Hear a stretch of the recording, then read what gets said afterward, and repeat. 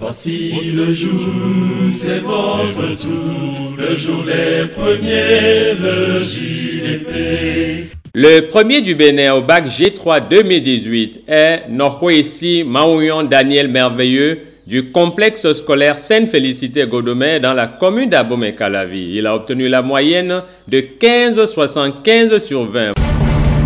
Voici ses notes. Anglais 9 sur 20. Droit 13 sur 20, français 13 sur 20, économie 15 sur 20, études de cas 18 sur 20 et mathématiques appliquées 20 sur 20. Au Bénin, au bac G3 2018, 347 candidats ont composé, 152 candidats sont admis et 195 candidats ont échoué. Écoutons ici les secrets de réussite du premier du Bénin au bac G3 2018. Il les livre au micro de René Nana, le président de l'ONG Le Jour des Premiers. Comment se déroule une journée type du premier du Bénin au bac G3 2018? Bonsoir chers camarades. Je remercie le Seigneur qui m'a permis d'être là ce soir, car c'est par sa grâce que je suis là. Voilà comment se déroule une journée du premier du Bénin, au bac G3. Je me lève très tôt le matin, vers 4h35 pour réviser les cours que j'ai dans la journée. Après cela, je me lave. Si j'ai un peu de temps, je lis la Bible.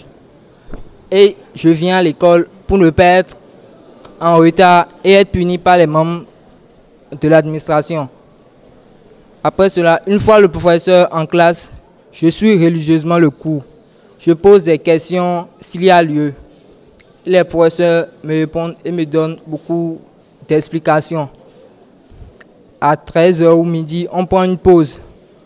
Avec mes camarades, on organisait des petites séances et on travaille jusqu'à 14h. À 14h, on va se reposer. Vers 15h, on reprenait le cours. On suivait les professeurs. On terminait la journée vers 19h. Donc, je rentre à la maison. Et je suis un peu loin. Donc, une fois à la maison, je suis un peu fatigué. Donc, je me lave, je mange. Et si je ne suis pas trop fatigué des fois, je révise le cours que j'ai le lendemain. Je fais quelques exercices et je dors. Et ça fait ainsi de suite. En économie, tu as obtenu la moyenne de 15 sur 20. Comment est-ce que tu as travaillé en économie pendant l'année scolaire 2017-2018. En économie, on a un professeur, M. Fagla, qui nous encadrait très bien. Il nous donnait des exercices. D'abord, à son cours, je suivais religieusement pour comprendre. Parce qu'une fois que j'ai compris, c'est plus rapide d'apprendre une fois à la maison. Donc, il avait un livre. Donc, on traitait beaucoup d'exercices dans ce livre, ce qui nous permettait de maîtriser la dissertation. Et on apprenait le cours au jour le jour, parce qu'à chaque cours, il y a des interrogations. Voilà, en économie, voilà comment je m'organise. Et je m'organisais pour être bon en économie. En études de cas, tu as eu 18 sur 20. Quelles sont tes méthodes en études de cas? En études de cas, d'abord, je vous prie d'applaudir notre monsieur Asokbadjo.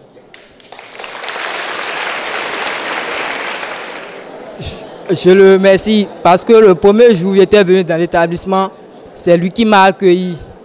Il m'a bien reçu parce qu'il était le professeur principal de notre classe. En études de cas, il y avait la technique commerciale plus la comptabilité. Donc, en études de cas, on apprenait le cours, on suivait le cours. Le professeur donnait assez d'exercices. Donc, toi-même, tu n'as pas le choix. Tu dois travailler forcément dans la matière. Sinon, il y a le tuyau qui intervient. Donc, le professeur nous encadrait proprement. Il était toujours là pour nous. Quand ne travaille pas quelque part, il vient, il nous guide, il nous apprenait beaucoup de trucs. C'est ça.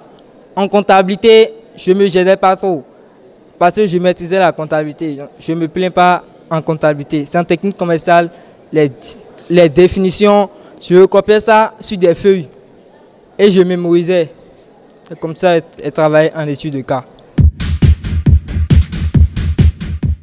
En mathématiques appliquées, l'une de vos matières principales, tu as corrigé l'épreuve, tu as eu 20 sur 20. Quels sont tes secrets en maths appliquées? Le secret en maths appliquées, c'est collection le marteau. Pour travailler en maths appliquées, il faut traiter assez d'exercices dans le marteau. D'abord, il faut bien suivre les professeurs en classe. Parce que c'est composé de la mathématique générale et de la mathématique financière. La mathématique financière est très compliquée. Donc, il faut faire assez d'exercices. Et le livre Marteau est un bon livre qui nous permet. Il y a des exercices assez difficiles. Quand tu arrives à traiter, tu es bien. En mathématiques appliquées, une fois qu'on a fini un chapitre, quand je rentrais, je prenais le marteau et je terminais l'exercice qui concerne ce chapitre. Donc c'est comme ça que je fais en mathématiques. J'ai toujours de bonnes notes en classe. Et puis lors des vacances, les profs nous donnaient assez d'exercices. Donc on traitait beaucoup d'exercices, surtout en mathématiques financières, ce qui nous permettait d'être au milieu de la forme et de bien travailler en mathématiques. Le jour des premiers, le JDP.